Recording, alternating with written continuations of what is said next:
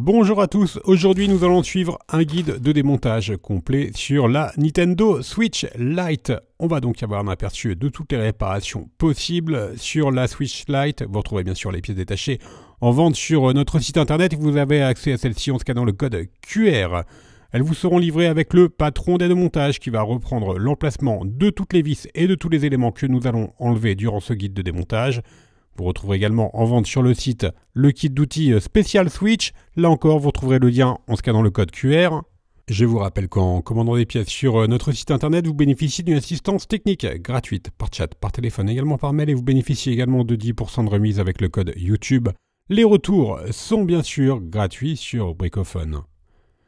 N'oubliez pas de liker la vidéo et de vous abonner à notre chaîne YouTube. Nous avons attribué une note de réparabilité de 11 sur 20 pour la Switch Lite. À noter, le remplacement du lecteur de cartouche est assez facile.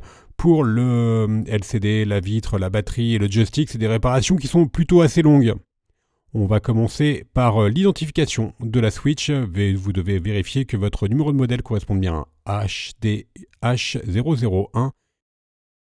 Et bien sûr, avant de démonter la Switch, pensez bien éteindre la console et également retirer la carte micro SD, ainsi que la cartouche de jeu, bien sûr, le cas échéant. Alors vous allez voir, il y a quand même pas mal d'éléments à enlever durant ce démontage, donc surtout, il faut bien vous munir du guide de démontage justement qui est offert avec chaque commande. On va commencer par retirer la coque arrière. Alors la coque arrière, elle est notamment maintenue par les vis numérotées de A1 à A4. Ce sont des vis cruciformes. Donc bien sûr, vous retrouverez le tournevis cruciforme en 1.5 dans le kit d'outils. Une fois qu'on a bien retiré les vis cruciformes, il nous reste 4 vis tri-wing à retirer qui sont à droite et à gauche du châssis. Là encore, pensez bien les remettre sur le patron d'aide au montage. Ensuite, on va devoir déclipser notre coque. Alors avec le levier, on va tout simplement l'insérer pour faire levier ensuite et pouvoir déclipser la coque arrière du châssis de la console. On va pouvoir maintenant ouvrir la console et on a un aperçu direct de la carte mère. Dans la deuxième étape, nous allons pouvoir déconnecter la batterie. Alors avant de déconnecter la batterie, on va enlever les vis notées de C1 à C4. Celles-ci maintiennent une plaquette métallique. Et on va pouvoir donc retirer la plaquette métallique qui est notée DS2 et ensuite on aura un accès au connecteur de la batterie. Donc on aperçoit bien sûr la batterie sur la droite. Et on va pouvoir maintenant déconnecter la nappe d'interconnexion. Alors on va relever le clapet au niveau de la nappe. On relève le clapet à 90 degrés et ensuite on tire sur la nappe. Et juste en dessous, vous avez la nappe de la batterie. On va déconnecter celle-ci en la relevant tout simplement. La batterie est donc maintenant déconnectée. On va pouvoir retirer le dissipateur thermique. On s'intéresse aux vis notées de D1 à D3. Ce sont des vis tri-wing. Et enfin, on va pouvoir donc décoller la plaquette métallique du dissipeur thermique. Voilà, il nous reste juste à enlever le dissipeur qu'on a noté dièse 3. Et maintenant, on s'intéresse au lecteur de cartouche et la prise mini jack. Donc dans la quatrième étape, on déconnecte la nappe du lecteur de cartouche. Donc c'est la même chose que pour la première nappe que l'on avait enlevée. On la place à 90 degrés et ensuite on vient tirer sur la nappe. Alors faites attention aux différents modèles de Switch. Chaque lecteur de cartouche correspond à chaque zone géographique. Alors, on retire maintenant les vis notées E1 et de E1 à E7 qui maintiennent le lecteur de cartouche. Donc, comme je vous indiquais, suivant la version de votre console, donc nous on est sur une version européenne, vous avez un lecteur de cartouche qui est spécifique pour chaque zone géographique. On déconnecte maintenant la prise mini jack et on va tirer sur la prise mini jack pour pouvoir l'enlever la séparer du lecteur de cartouche. Dans la 5e étape, on s'intéresse à la nappe Power Volume et aux gâchettes, droite et gauche.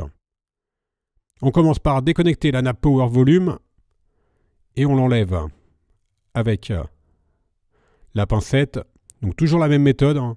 On a mis le clapet à 90 degrés et ensuite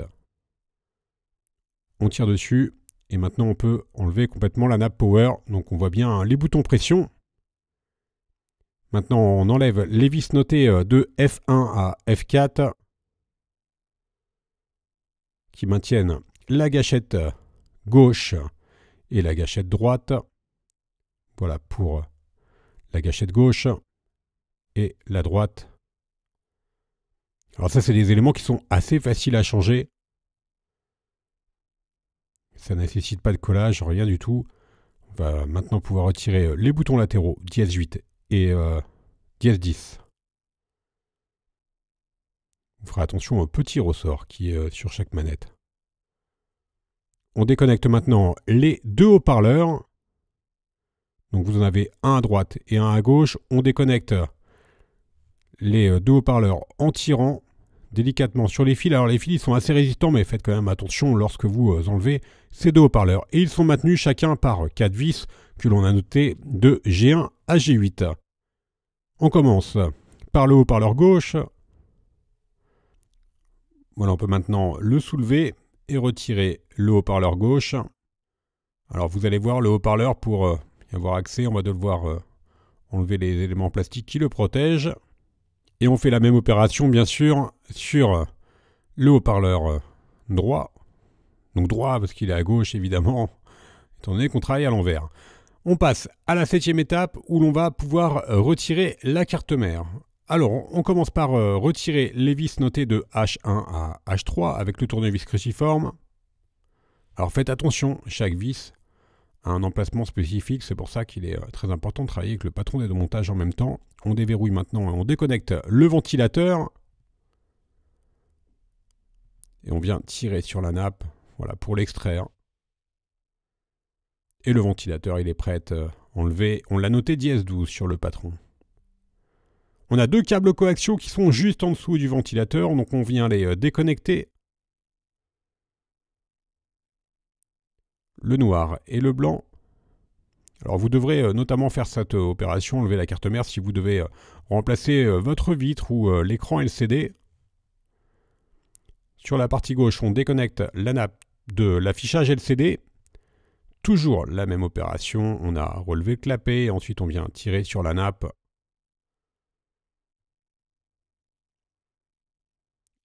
Et à gauche du lecteur de carte, on a la nappe de la vitre tactile. Et là encore, on a relevé le clapet et on tire sur la nappe.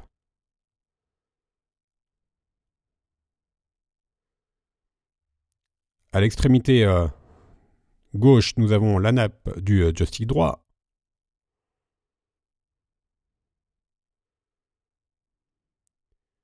Et enfin, on va pouvoir retirer 5 vis cruciformes qui sont notées de I1 à I5 sur le patron d'aide au montage. À noter le connecteur de charge que vous voyez qui est soudé à la carte mère. Et on soulève donc notre carte mère pour l'extraire complètement de l'emplacement.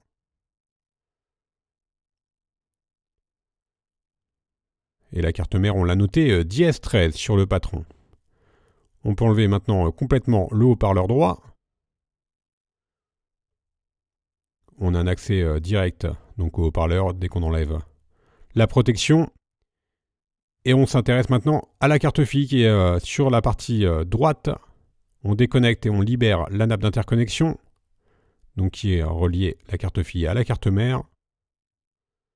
C'est la première nappe que l'on avait enlevée en tout début de tuto et qui vient se positionner au-dessus de la nappe de la batterie.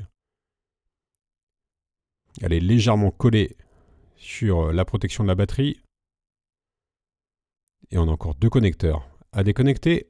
Donc le joystick gauche et la deuxième nappe de l'écran LCD. Maintenant, on peut tirer sur nos deux nappes pour pouvoir préparer l'extraction de la carte fille qui est encore maintenue par 4 vis cruciformes, donc notées de J1 à J4 sur le patron d'aide au montage.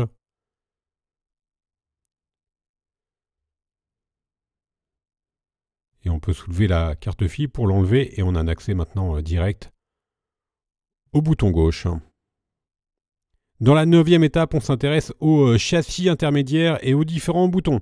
Alors on commence par retirer les vis notées L1 et L2. Donc la première sur la tranche. Donc il faut office, c'est un module antenne. Donc à chaque fois vous avez un câble coaxial. Il s'agit d'une antenne. Donc là en l'occurrence le Wi-Fi. Et on a un autre module antenne donc sur la partie basse qui est maintenu par une autre vis cruciforme. Et le deuxième module antenne on l'a appelé dièse 20. On retire maintenant 4 vis cruciformes notées M1, M2, M3 et M4 qui maintiennent le châssis intermédiaire. Et on va pouvoir retirer maintenant complètement notre châssis intermédiaire. Et sous le châssis intermédiaire, on retrouve bien sûr l'écran LCD. Alors avant de retirer l'écran, on va enlever tous les boutons. Donc les boutons physiques qui sont directement encastrés sur le châssis. Pour ne pas les perdre lors d'un éventuel remplacement d'écran par exemple. Voilà, on les enlève tous. Et dans la 10e étape, on va justement décoller l'écran. Alors l'écran il est collé sur le châssis. Donc on va devoir chauffer l'écran pour pouvoir le décoller. On chauffe toute la partie rouge. Alors pour cela, vous avez l'habitude, pour ceux qui font des réparations de téléphone, on a deux méthodes pour décoller l'écran. Soit on peut utiliser un coussin chauffant que l'on place au micro-ondes pendant 1 à 2 minutes. Ou alors on vient utiliser un sèche-cheveux ou un décapeur thermique. Et là encore, on va chauffer tout le contour de l'écran pour pouvoir ramollir la colle et faciliter le décollage de celui-ci. On utilise le médiator en métal percé qui est inclus dans le kit d'outils. Et on va créer un point d'insertion avec le médiator en métal percé. Une fois que le point d'insertion a été créé, on remplace ce médiator par les 2 médiators en plastique. Et ensuite, il nous suffira juste de faire le tour avec les 2 médiators en plastique pour pouvoir décoller la vitre du châssis. Voilà, c'est assez simple. Alors surtout, il faut bien décoller avec un outil en plastique. Alors nous, on a utilisé les médiators et pas un outil en métal. On risque d'abîmer la console, évidemment, la peinture du contour en plastique. On peut appuyer de l'autre côté et enlever complètement notre vitre. Et comme vous allez voir, la vitre, elle va venir avec, bien sûr, l'afficheur LCD. Même si les deux sont bien sûr dissociés. C'est ce qu'on va voir dans l'étape qui est juste après. Donc on va pouvoir séparer la vitre de l'afficheur LCD. Alors ça va être la même opération. On va devoir chauffer le contour de la vitre tactile pour pouvoir décoller l'afficheur LCD.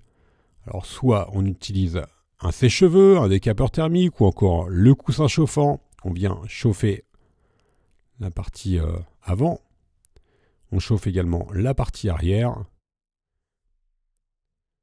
Attention, ne chauffez pas à plus de 70-80 degrés. Et on utilise le médiator en plastique pour pouvoir décoller complètement notre afficheur. Alors attention, pour le médiator en plastique, il faut l'insérer de environ 1 ou 2 mm. Pas plus, sinon vous avez bien sûr la surface d'affichage qui est juste après. Faites attention bien sûr aux nappes. Si éventuellement vous rencontrez quelques difficultés pour décoller, n'hésitez pas à rechauffer. C'est ce qu'on va faire donc avec un mini décapeur thermique. Là encore, le mini décapeur thermique, vous le retrouverez bien sûr en vente sur Bricophone. On poursuit le décollage. Faites attention également à ne pas faire trop de torsion durant cette étape. Je vous rappelle qu'on travaille directement sur le LCD. Et donc en général les écrans LCD, ils n'aiment pas trop qu'on les torde. Voilà, vous avez donc une fois que vous avez bien décollé tout le contour, on peut séparer complètement notre écran.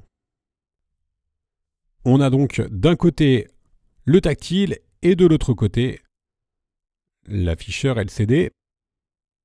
Et dans la deuxième étape, on va pouvoir décoller la batterie. Alors la batterie, elle est simplement collée sur le châssis. Pour pouvoir la décoller plus facilement, on va utiliser le liquide e-remover que l'on fait glisser le long de la carte en PVC. Le liquide e-remover, vous le retrouvez bien sûr en vente sur notre site internet. On fait glisser le liquide et le but, ça va être tout simplement que le liquide s'infiltre sous la batterie pour pouvoir dissoudre les autocollants et retirer la batterie plus facilement du châssis. Alors si vous devez changer votre batterie, bien sûr, vous n'avez pas à démonter toute la carte mère. Vous retrouverez un tutoriel spécifique pour le remplacement de la batterie sur la Switch Lite sur notre site. Donc on a mis du liquide sur les 4 côtés.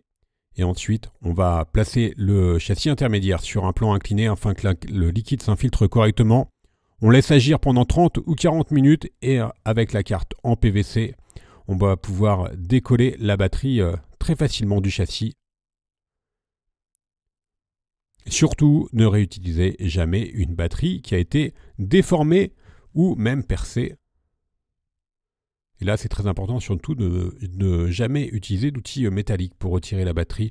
Et la batterie, elle est notée dièse 25 sur notre site. Dans la 13e étape, il nous reste juste à retirer les joysticks.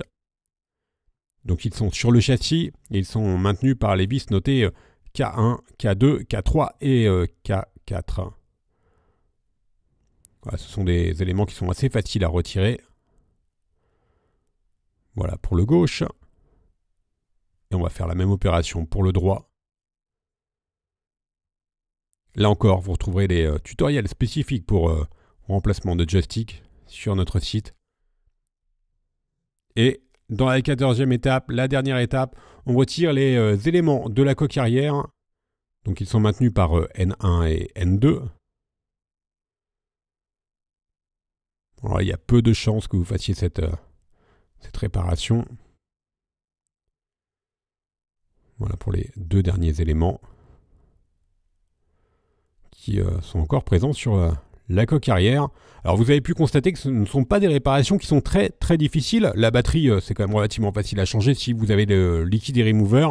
L'écran, c'est un petit peu plus long. Le plus important, c'est d'avoir les bons outils et bien sûr le patron d'aide au montage pour repositionner chaque élément et ne pas vous tromper lors du remontage. Voilà, vous avez un aperçu de toutes les réparations possibles sur la Nintendo Switch Lite.